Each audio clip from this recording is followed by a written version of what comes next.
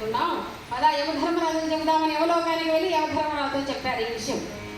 యమధర్మరాజు భగ్గున మండిపడ్డాడు. ఇదివరకు ఎన్నో ప్రాణాలు తీసాం, కానీ ఇంత భక్తి పరులను మేము ఎక్కడ చూడలేదయ్యా. అయినా ఈ ప్రపంచంలో ఎన్నో ఉద్యోగాలు ఉండగా ఈ దిక్కుమాలిన ప్రాణాలు తీసే ఉద్యోగమే చెయ్యాలా?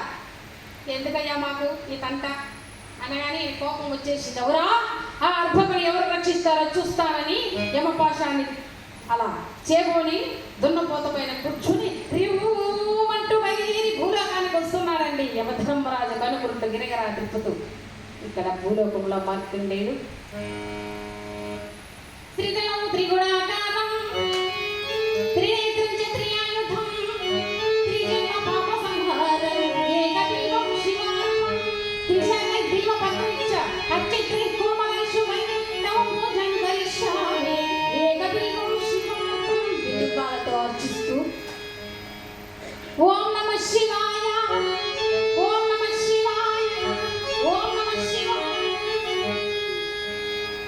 చూశాడు యమధర్మరాజు. కాసేపు తను ఎందుకు వచ్చాడో తనకు అర్థమేమిటో మర్చిపోయి ఈయన కూడా ఓం నమః శివాయ ఓం నమః శివాయ అనుకుంటున్నాడు. అంత గొప్పది భగవనామ స్మరణ. యా మళ్ళా బాహ్యశ్రమలోకి వచ్చి ఓయి మార్కండేయ, పరమేశ్వరుడు వచ్చి నిన్ను రక్షిస్తాడు అనుకుంటున్నావా? కళలో కూడా జరగని పని అని యమధర్మరాజు అంటుంటే, ఏమిటయ్యా యమధర్మరాజా, వేడి నీళ్ళకి ఎక్కడైనా ఇల్లు తగలబడతాయి, నీళ్లు బాగా సరసలా కాంచేసి ఇళ్ళ పైన పోస్తే, గోళ్ళ పైన పోస్తే, చెక్కల పైన పోస్తేనా దగదగానే మండుతాయా? నీలాంటి వారు మాలాంటి భక్తులు ఏమి చేయలేరయ్యా అని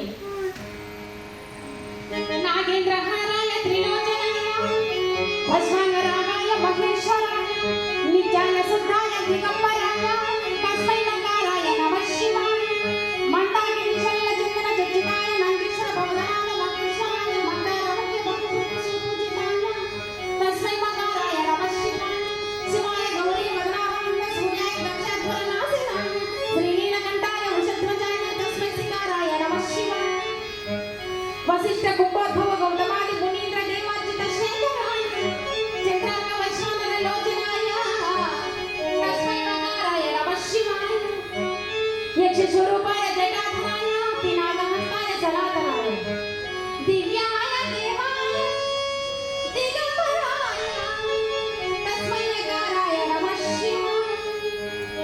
యమపాశాన్ని విసిరాడు యమధర్మరాజు. తండ్రి పరమేశ్వర ఎప్పుడైతే ఆర్ధనాదం చేశాడో శివలింగుడే ప్రత్యక్షమైపోయాడు పరమశివుడు.